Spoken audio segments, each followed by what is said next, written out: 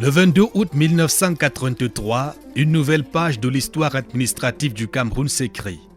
Ce jour-là, l'ancienne province du Grand Nord est éclatée par décret présidentiel en 3 entités distinctes, l'extrême nord, le nord et l'Adamawa. Ce choix stratégique de structurer le pays en région a permis à l'Adamawa de se doter d'infrastructures essentielles. L'un des symboles les plus marquants de ce renouveau, la route Bertoua-Meiganga-Ngaoundéré.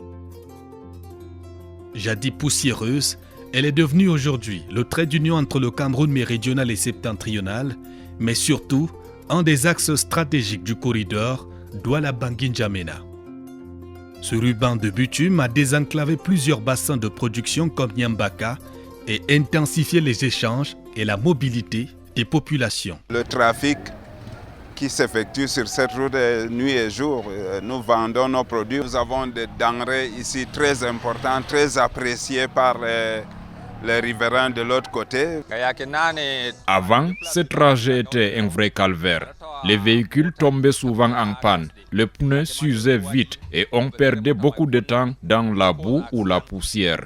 Aujourd'hui, le voyage est plus rapide et plus sûr. Cela réduit nos coûts d'entretien et augmente notre rendement. Pour nous transporteurs, c'est un soulagement et une véritable ouverture économique, car cette route relie le sud au nord du pays et facilite les échanges. Nous sommes très contents. Mais cette route ne raconte pas à elle seule l'histoire du développement de cette partie du pays. Le rail, lui aussi, a joué un rôle décisif. Les gares de Ngaoundal et de Ngaoundéré témoignent de la modernisation du transport ferroviaire. Chaque jour, carburant, matériaux et autres denrées y sont transportés. Cette dynamique des infrastructures s'est accompagnée d'un autre chantier, celui de la formation de l'élite. En 1993, le président Paul Biya crée l'université de Ngaoundéré, la toute première dans les régions septentrionales. Ces facultés et grandes écoles ont formé des centaines de milliers de cadres et d'ingénieurs aujourd'hui au service du développement socio-économique du pays. Nous comptons 5 facultés et 5 grandes écoles. Il s'agit ici d'une orientation décisive qui inscrit le projet de l'université dans la perspective de l'appui au développement et qui impacte aussi directement le vécu quotidien de la population camerounaise.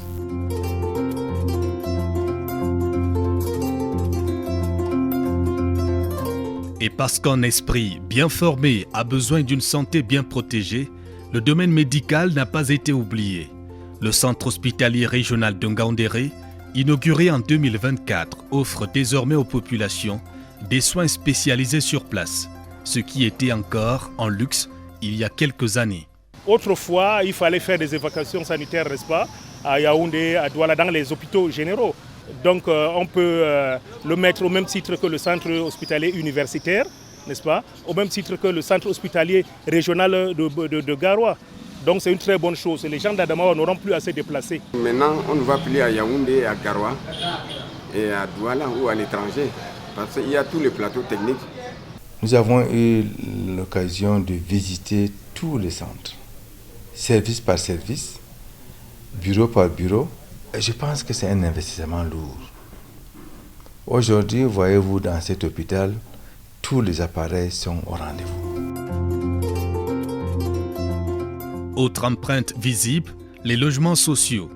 Des cités modernes qui ont désengorgé les quartiers précaires et transformé le visage urbain de Ngaoundéré. Quand quelqu'un est souscrit pour être locataire, Il n'a pas assez dérangé par rapport aux commodités concernant l'électricité, l'eau, compte tenu de la position où nous sommes. Il y a 2 hôpitaux, un à l'intérieur déjà, et nous avons aussi l'hôpital de référence qui est juste à côté. Conscient des menaces que faisaient peser les prises d'otages avec demande de rançon ces dernières années, le président Paul Biya, chef des armées, a renforcé le dispositif de sécurité dans la région. Le 5e bataillon d'intervention rapide, la 31e brigade d'infanterie motorisée et les forces spéciales ont redonné confiance aux populations et restauré la quiétude dans les villages. Depuis qu'on a installé le camp de Ngaoui ici, les Bir, tous les jours, nuit et jour, on est ensemble. Ils ont partagé leurs numéros. Et il fait les patrouilles. Parfois, si on entendait les chiens aboyer dans le village, tout le monde avait peur. Mais maintenant, quand on entend les chiens aboyer, on sait que le Bir est dans le village, chacun tire son drap, il commence à dormir. Maintenant, on n'a pas peur. Dans cette région pivot du Cameroun, les populations peuvent désormais envisager l'avenir avec sérénité et optimisme.